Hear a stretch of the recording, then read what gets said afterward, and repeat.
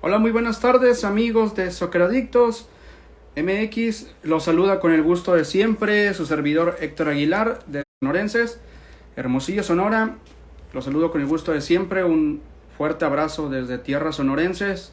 El día de hoy tendremos en una entrevista mano a mano con el señor Eduardo Treyes. Trabajara por muchos años en la empresa Televisa Deportes. Lo tendremos por acá con el gusto de siempre de traerles lo mejor para ustedes. En unos momentos más dará inicio a esta entrevista con el señor Eduardo Treyes, comentarista y analista deportivo. Lo tendremos por acá en una entrega más de Mano a Mano con los Socceradictos MX. Saludos a toda la gente que se va uniendo a esta transmisión. Como les comentaba ahorita, vamos a dar inicio a esta transmisión con el señor Eduardo Treyes. Tenemos en esta sala.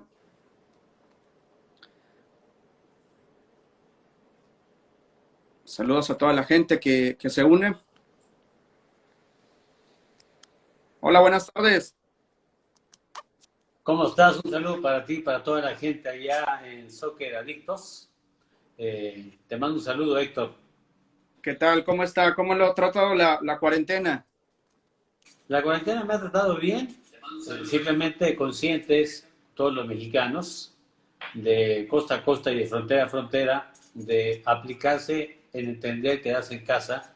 Y aquí estamos en casa como toda la gente. Claro, acatando las órdenes de las autoridades y pues cuidándonos, resguardándonos en nuestros hogares para no dañar a los nuestros. Qué bien, señor Eduardo Treyes. Pues bien, le doy la bienvenida a este espacio que hemos creado, los Socceradictos MX. Hemos traído a ciertas personalidades del ámbito deportivo, tanto analistas deportivos, y bien, pues ahora nos toca el turno de estar acá con ustedes. Muchas gracias por esta entrevista.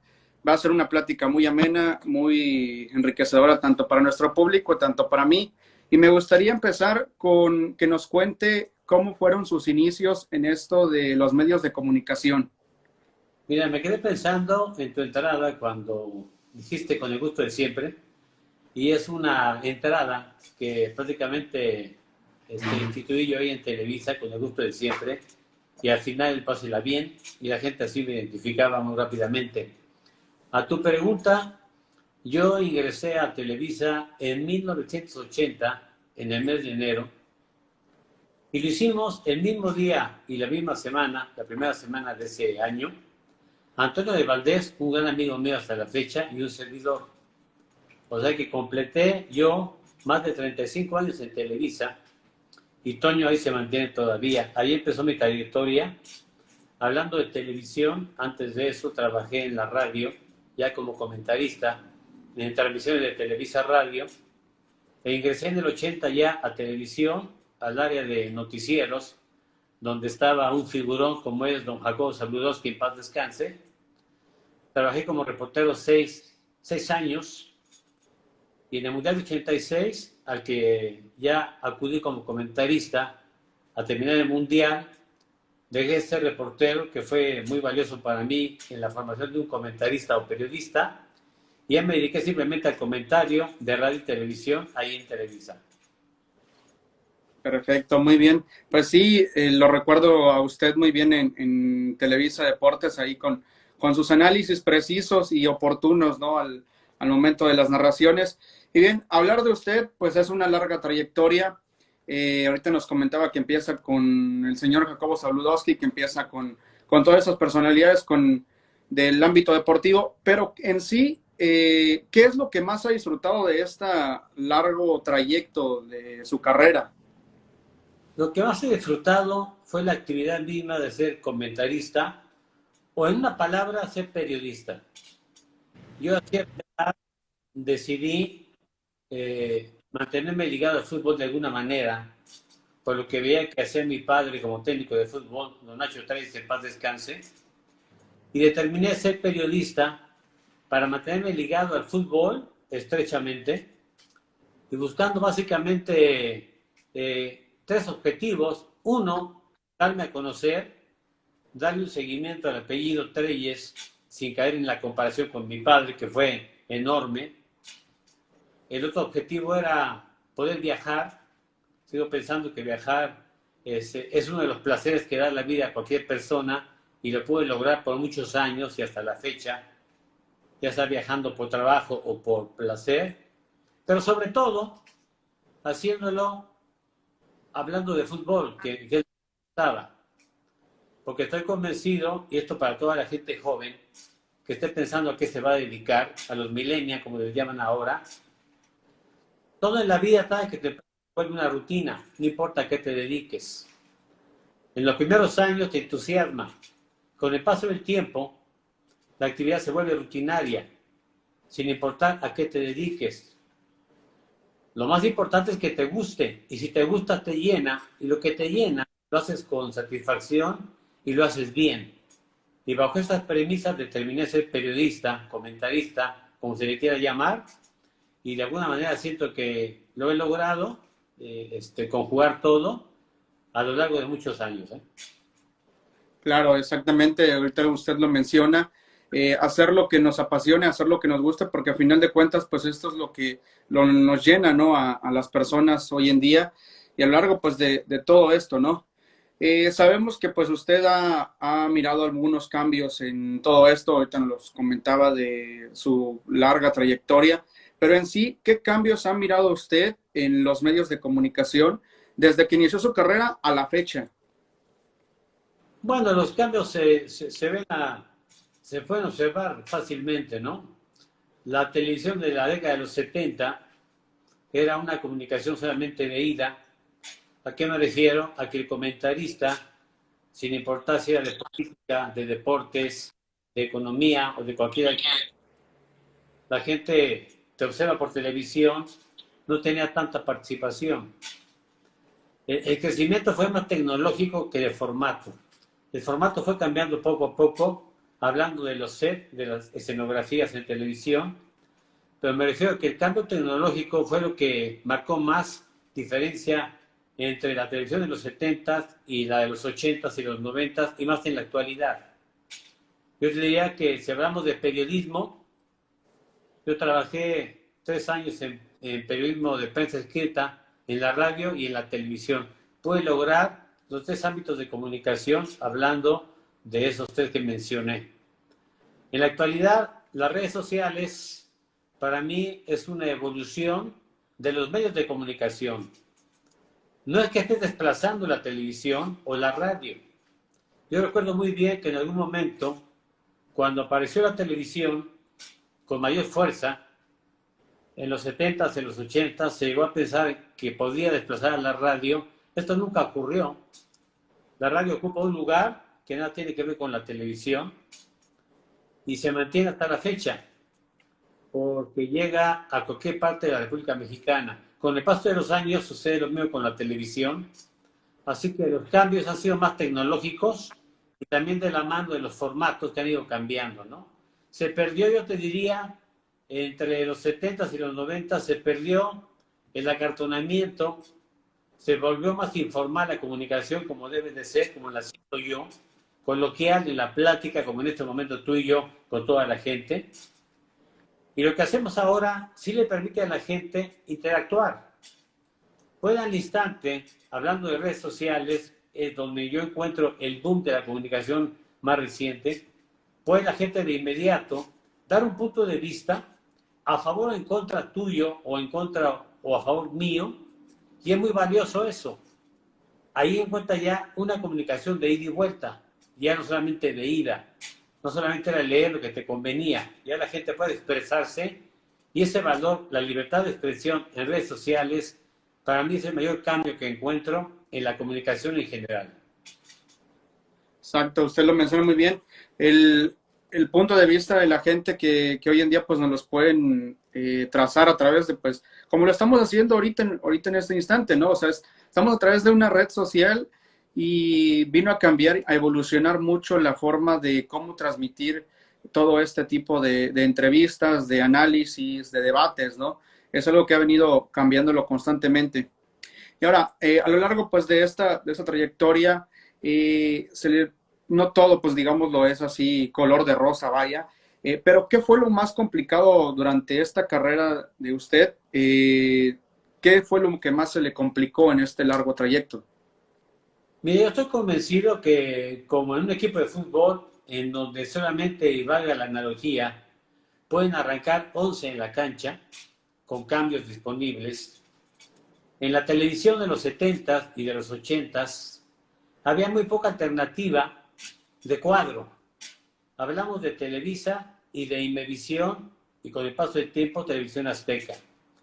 De tal manera que la lucha por un lugar en televisión era muy fuerte. Había mucha demanda y poca oferta. Hablando de televisión, radio, había muchas emisoras. Así que para mí la mayor dificultad no fue tanto llegar a la televisión, me refiero a Televisa, sino mantenerme. Y recuerdo que eso me lo enseñó Jacobo Zabludowski, que me dijo alguna vez, Eduardo, esta carrera es como un maratón, es una carrera larga. Y es muy importante cómo te veas y lo que digas, y depende de ti, porque la competencia es brava, es durísima ahí adentro, y todo el mundo quiere el cuadro famoso, el cuadrito, que con el paso del tiempo te das cuenta que resulta tal vez efímero, hablando de la fama, pero mantenerte en cualquier actividad es lo más importante. Y en televisión, en aquella época, era más complicado que en la actualidad. Hoy en día hay cualquier cantidad de canales de televisión abierta por cable y de paga. Y hay una oferta más importante, aunque obviamente el crecimiento de estudiantes de comunicación y lo que se ha puesto de moda, que no pasa en muchas partes del mundo, pero sí en México, que ya se conviertan todos los futbolistas o técnicos de fútbol que se retiran en comentaristas y van aprendiendo en el camino. Esa etapa no la vi yo como en mis principios en televisión, pero sí en los últimos años, y aún así me mantuve durante 10 mundiales de fútbol, de España 82 al más reciente y el último, hablando de Televisa, el de Rusia en el 2018. Perfecto, muy bien. Y a ese punto quería llegar, señor Eduardo. Ahorita nos comenta usted que ha vivido muchos mundiales, el más reciente, pues el de Rusia 2018. Y me gustaría preguntarle esto, ¿qué mundial usted ha disfrutado más de todos estos que ha vivido? Mira, si hablamos de calidad, y no es un punto de vista mío, hay un consenso mundial de que el que se dio, no siendo yo ni siquiera trabajando, era hijo de familia, el Mundial del 70, hablando de calidad, alcanzó niveles muy importantes, destacando la figura de Pelé. Pero en el Mundial del 86, que ya lo viví como comentarista, siguiendo a Alemania, a Dinamarca, al equipo de España, me tocó ese grupo en la zona de Querétaro, de Irapuato, de León, luego seguí España hasta llegar al final de ese mundial. Sin duda alguna fue un mundial que se disfrutó intensamente, porque un mundial de fútbol requiere un ambiente que lo tiene el fútbol en forma natural en este país. Me tocó estar en competencias mundialistas y copas europeas y copas América, en donde realmente el ambiente no lo palpábamos ni en las calles. En el Mundial de México 86, la gente prácticamente en la República Mexicana se desbordó en el Mundial de Fútbol y recuerdo eso, el ambiente hace crecer la expectativa en torno a este deporte que de por sí es el número uno en México y me dejó vivencias importantes hablando de la parte profesional como comentarista. Qué bonito que lo recuerdas. Digo, a mí no me ha tocado vivir un mundial en mi país. Esperemos y me toque vivir un mundial en mi país, digamos, para vivir toda esa experiencia, ¿no? Que usted ahorita nos comenta, la pasión con que la vivimos los mexicanos hoy en día, es algo muy bonito, ¿no? Y ahora, hablando de su carrera, lo hemos mirado pues en distintas ocasiones, analizando los partidos de fútbol, por ahí con distintos compañeros, pero ¿con quién de todos los narradores disfrutó usted más realizar una transmisión de fútbol? Básicamente con uno muy conocido y es un gran amigo y que apareció en Televisa antes de que yo llegara, y hablo de Enrique el Perro Bermúdez. porque era un gran amigo fuera de micrófonos y al momento de trabajar. Respetaba al 100% el papel del comentarista, siendo él un cronista, para mí, el número uno. Después de Ángel Fernández apareció él, y me parece que alcanzó a nivelar el nivel que tiene el Pedro Bermúdez hasta la fecha. Con él se disfrutaban las transmisiones, porque él transmitía la emoción, y el papel del comentarista es otro, ¿no? Es analizar qué está ocurriendo. Yo le decía en broma a Enrique, tú di quién trae la pelota y yo comento qué puede hacer con la pelota. Y bromeamos así en la transmisión. Pero lo mismo ocurría con Roberto Hernández Jr., un gran cronista, sin duda alguna, Gerardo Peña en su momento, y vinieron apareciendo otros más. Estamos hablando de 10 mundiales, de muchos años trabajando, no solamente en transmisiones de fútbol de mundial, en Copas Europeas, en Copas América, y sobre todo en partidos de selección mexicana. Porque cada partido del equipo mexicano, eso sí se disfrutan intensamente. Porque como mexicano lo sientes. Y es inevitable que no transmitas eso en la transmisión cuando juega México. Estás casi como jugando tú en la cancha. Así que cuando juega México, sobre todo en el Azteca o en territorio mexicano, se disfruta más. Y si juega en otra parte del mundo y estás trabajando en un partido de México, igual lo disfrutas intensamente, porque es tu equipo. El equipo de todos, como en algún momento lo calificó bien Juan Dosal en su momento. Exacto, es el equipo de todos y pues cuando juega la selección mexicana ahora sí, todos nos unimos, todos apoyamos al equipo tricolor, ¿no? Sobre todo en los mundiales y en eventos, ¿no? Que Copas América, Copa Oro, siempre donde esté la selección mexicana, pues siempre va a haber representativo mexicano, ¿no? Lo hemos visto pues en los mundiales que siempre la afición tricolor hace muy buena presencia. Y ahora, ¿hay algún otro compañero de usted? Ahorita nos menciona al buen señor Enrique Bermúdez, pero ¿hay alguien a usted, de todos sus compañeros a lo largo de esa trayectoria, que le haya aprendido más de todos ellos? Mira, es una buena pregunta. Yo más de una ocasión comenté que yo le aprendí de fútbol y de la vida misma a 3 personas. Una, el número uno, mi padre Ignacio Treyes, porque desde niño traigo el fútbol en la sangre, me comentó alguna vez Ángel Fernández. Él me hizo ese comentario: tú traes el fútbol en la sangre, la traes de Don Nacho, tu papá.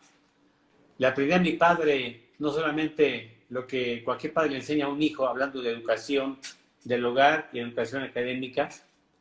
Le aprendí de fútbol, en un 80% veía los partidos como técnico, lo intentaba hacer así, con base en lo que decía mi papá. Y ya trabajando en Televisa, le aprendí mucho a don Fernando Marcos, que para mí era una enciclopedia, porque no solamente te hablaba de fútbol o sabiduría, era una persona muy preparada, con una enorme cultura, que sabía transmitirla al momento de un partido en los comentarios.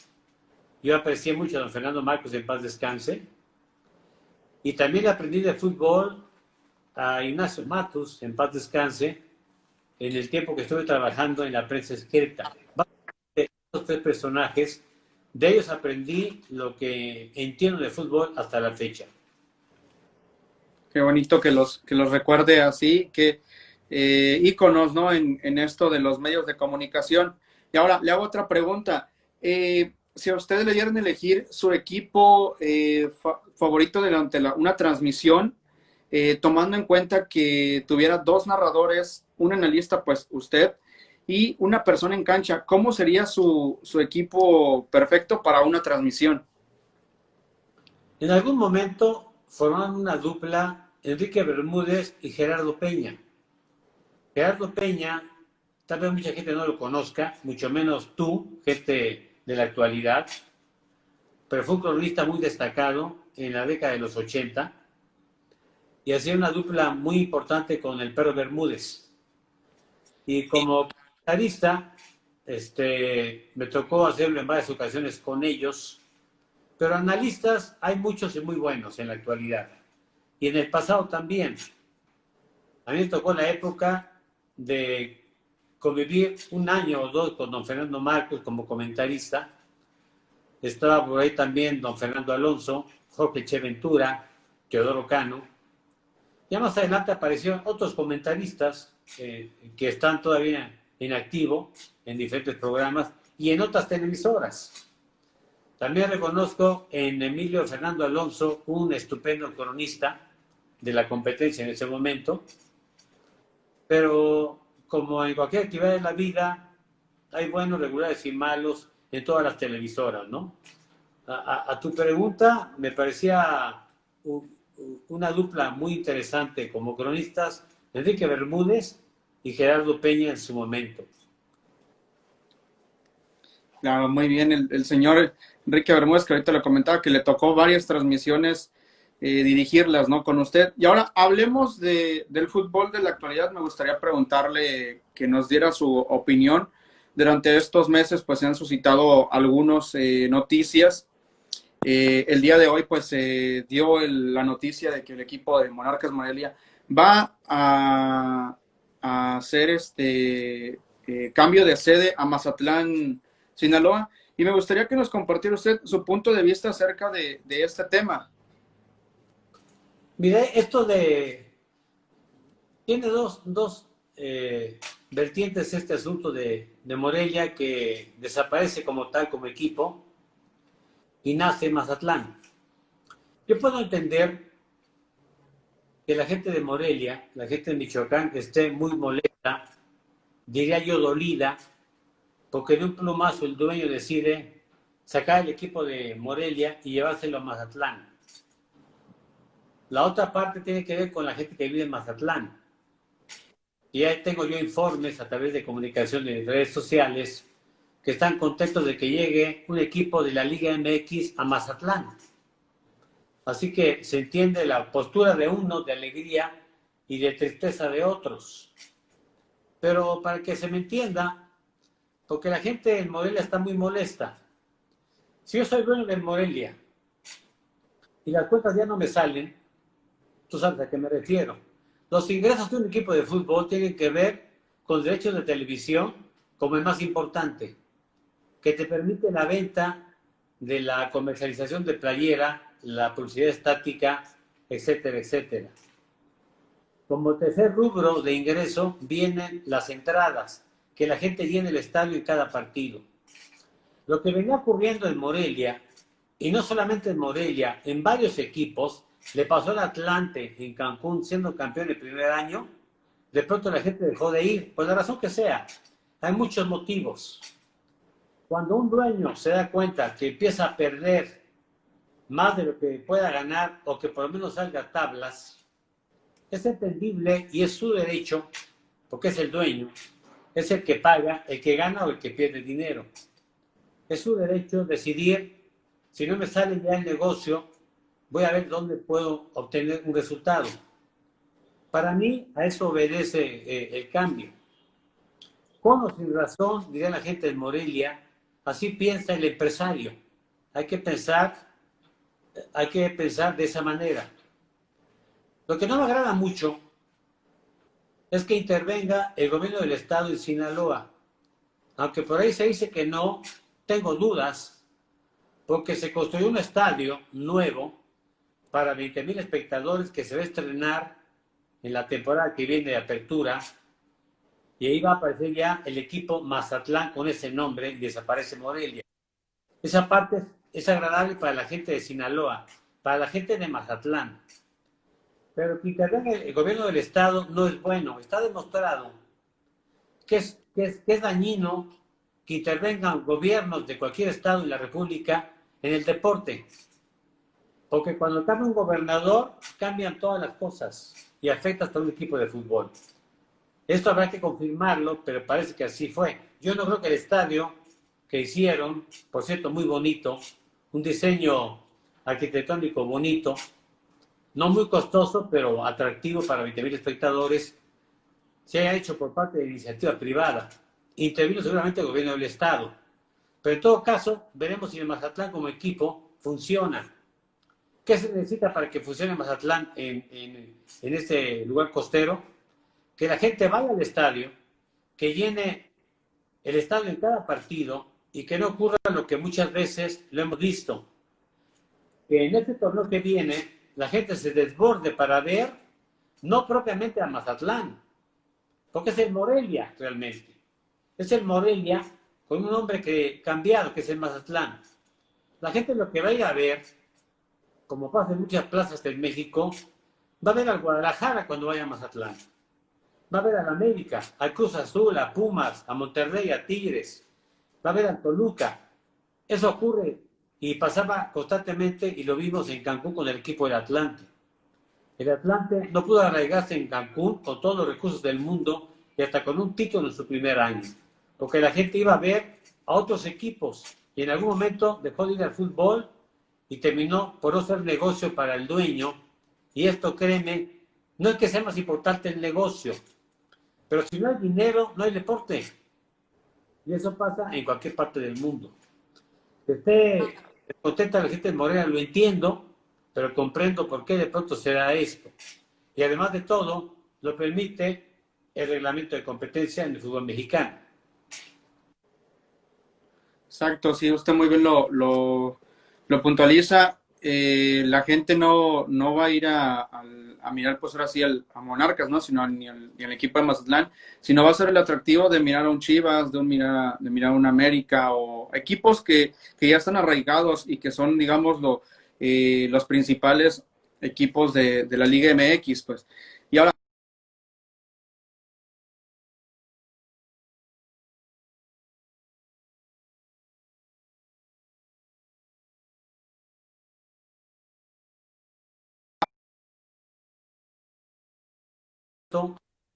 Para Mazatlán, el llevar fútbol de la Liga MX, porque no olvidar que Sinaloa es un estado eminentemente beisbolero. Es el único estado que tiene 4 equipos y cada uno con su estadio propio. Hablamos de los Venados de Mazatlán, precisamente ahí mismo, de los Tomateros, de los Cañeros, de los Algodoneros. Hablamos de béisbol de alta calidad, de la Liga del Pacífico. Será un reto saber qué tanto permite el béisbol con 4 equipos, con estadios para cada uno, pesar a la llegada del fútbol en el estadio con el equipo de Mazatlán. Va a ser un reto ver cómo se conforma la gente y a qué apuesta el béisbol para el fútbol en Mazatlán. sí, exacto. Es una ciudad totalmente beisbolera y un estado totalmente beisbolero, ¿no? Digo, nos pasa acá, yo estoy aquí en Hermosillo, Sonora, y es una de las tierras donde también se vive el béisbol, y nos pasa muy seguido con el equipo de aquí de la ciudad, Cimarrones de Sonora. Todavía no hace muy bien la conexión, y cuando existen los partidos que juegan el equipo de la ciudad, Naranjeros de Hermosillo, y al mismo tiempo juega Cimarrones, la gente prefiere ir a mirar el béisbol. ¿Por qué? Porque ya pues es un equipo de tradición, y la tradición acá en Sonora y en Sinaloa pues es totalmente el béisbol. Y ahora, me gustaría hacerle otra pregunta referente a la noticia que se da de eliminar el ascenso y descenso en Liga MX. Mira, para mí es un paso atrás en el fútbol mexicano, porque habrá gente que piense que es consecuencia de la pandemia, del coronavirus 19, y no fue así.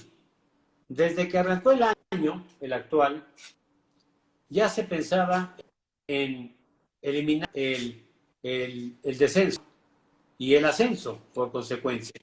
Eliminarlo varias temporadas. Quedó la impresión de que esto obedeció a intereses muy particulares.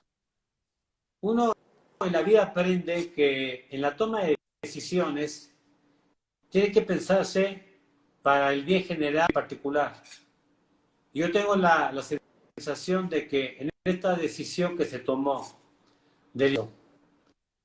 y de un plumazo desaparecer prácticamente la liga de ascenso, porque ya se convirtió en una llamada de expansión, entre comillas, que es otro punto para discutirlo, para mí le va a restar lo que a cualquier torneo de fútbol. Si yo soy dueño de un equipo de fútbol de la Liga MX, que no invierte mucho dinero, hablemos de equipos que aparecen normalmente entre los lugares 12 al 17 o 18, o más abajito, del 15 para abajo. Si tú sabes que no hay descenso, menos habrá inversión para que veas como consecuencia un fútbol de alto nivel.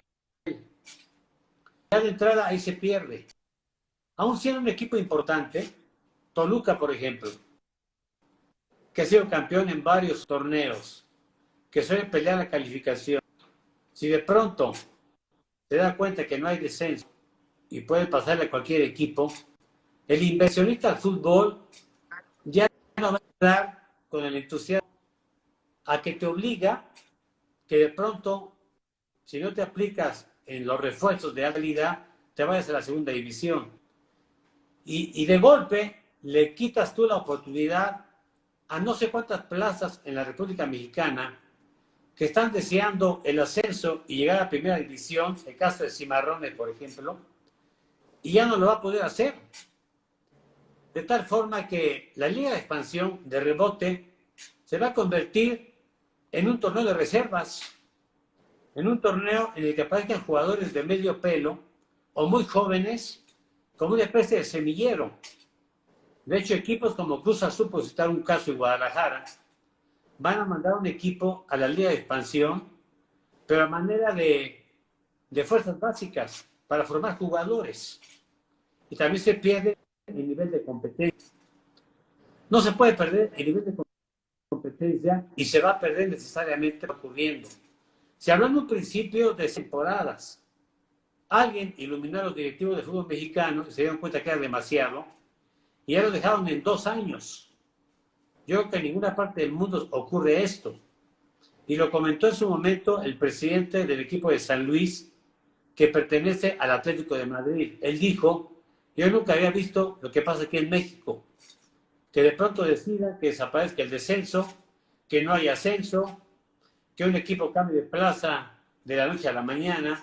Y es cierto, en Europa, aunque son circunstancias muy distintas en todos los sentidos, hablando como países, en cualquier tema del que se hable en cuanto a desarrollo económico y de educación, dice la verdad el presidente del equipo de San Luis. En México pasa esto y para mí eliminar el descenso para resarcir la parte económica por la pandemia, esto venía desde antes y la pandemia terminó por darles, entre comillas, la oportunidad a quienes lo querían al descenso, que repito, para mí es un paso atrás.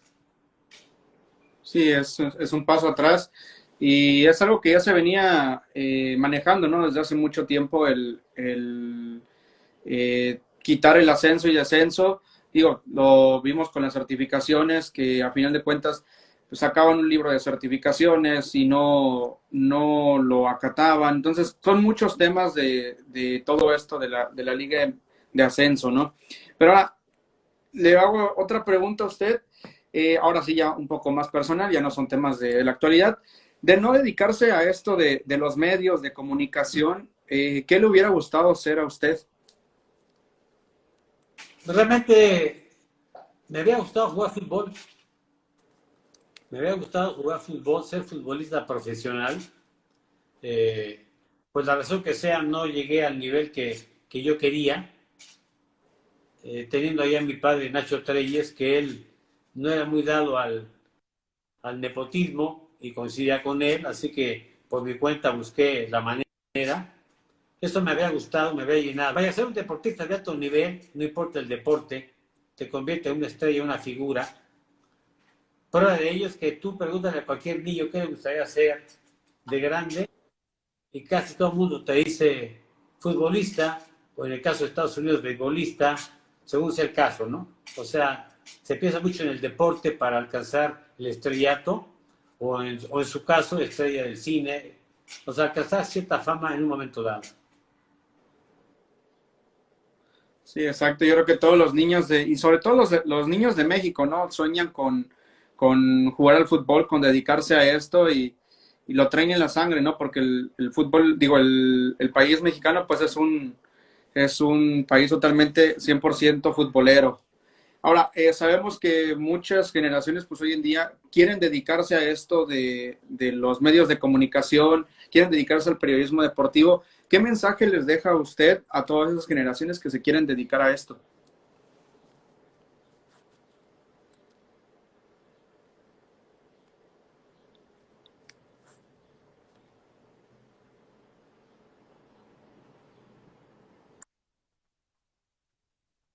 Que en la actualidad, en los medios de comunicación, y me tocó a mí también en Televisa, ya están apareciendo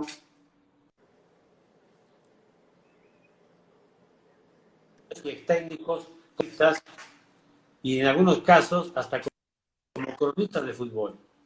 Eso no está mal, es válido. Todo mundo tiene derecho a trabajar, a buscar cómo vivir. Pero quien estudie comunicación y esté pensando en ser cronista y comentarista, que sepa que la competencia está cada vez más fuerte, más difícil, y que llegar a tomar un lugar importante en transmisiones de fútbol o en programas de mesas de discusión y de polémica o en la conducción de noticieros, se requiere una gran preparación y mucha paciencia sobre todo. Y que realmente lo que hagan sea porque les gusta, sea una cuestión vocacional, que es un término muy antiguo, pero que sea por vocación y no por otro motivo, ¿no? Claro, exactamente, ¿no? Hoy en día pues ha cambiado mucho, bastante. Y bien, ha sido una plática pues muy enriquecedora tanto para nuestro público y tanto para mí. Agradecerle por esta oportunidad de que nos haya brindado esta entrevista. Agradecerle pues su tiempo. Muchas gracias por todo esto que nos ha brindado y por esta entrevista. ¿Algo más que desea agregarle al público que nos está mirando? No, simplemente destacar que en México, ahora que hablabas tú de la pasión por el fútbol, yo estoy convencido por lo que he recorrido, hablando de América y el mundo entero prácticamente, incluyendo como Arabia Saudita, Japón, Corea. En México el fútbol es una pasión. Hay afición por el fútbol, no tengo duda. Pero créeme, tú y la escucha, que el fútbol en Europa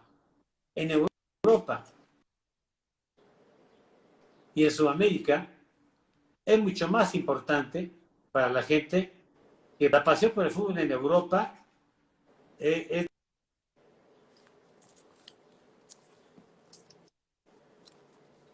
seguir un deporte como el fútbol. Nada tiene que ver con una condición socioeconómica. Estamos hablando del continente más desarrollado como es Europa, de potencias en varios sentidos, económicamente hablando, políticamente hablando, en la educación, y aún así la gente se desborda en Europa, en todos los países, cuando hay fútbol, en sus ligas. Llámese la italiana, la francesa, la inglesa, la de Dinamarca, la de los países del norte de Europa, en donde no hay problemas de educación de ningún tipo y las economías son estables. Y no obstante ello, el fútbol ocupa un lugar importante en sus vidas y esa parte hay que entenderla. Aquí en México hay afición, pero el mexicano, la neta te lo digo, seguimos cambiando una buena fiesta con los amigos que de pronto ir a ver un partido de fútbol. Sí, sí, sí, claro, concuerdo con usted que preferimos en ocasiones pues verla, bueno, yo en lo particular, la verdad sí prefiero ver un partido de fútbol, aunque sea del sótano, de los que no estén peleando por nada, pero sí disfruto mejor mirar un partido de fútbol. Señor Eduardo Trellas, pues ha sido un enorme gusto para mí hacer esta entrevista, como le decía, pues muchas gracias por todo este espacio, le deseamos el mejor de los éxitos, un abrazo desde acá, desde Hermosillo, Sonora, y pues mucho éxito en lo que emprenda y aquí tiene su página con las puertas abiertas. Mira, ya aprovechando el comercial, yo estoy en El and El, es un canal a través de YouTube y de Facebook con Lorena Cid, y lo hacemos un día a la semana, cualquier día puede ser, la gente ya lo sabe. él a través de YouTube o de Facebook. Ahí nos encuentran a Lorena Cid y a un servidor. Cualquier día de la semana y ya más seguidamente con el arranque del torneo mexicano, que debe ser por ahí del mes de julio. Gracias, a ti, a toda la gente. Muchas gracias, señor Eduardo Telles. Que tenga bonita tarde. Hasta luego. Ándale, pásalo bien.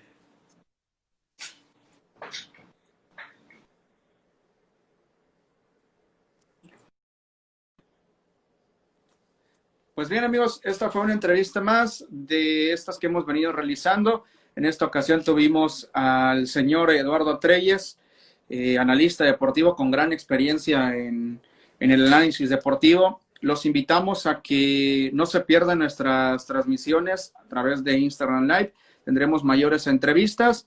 Muchas gracias por estar en esta entrevista. Se despide de ustedes Héctor Aguilar.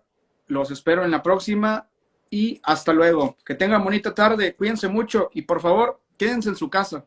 Hasta la próxima.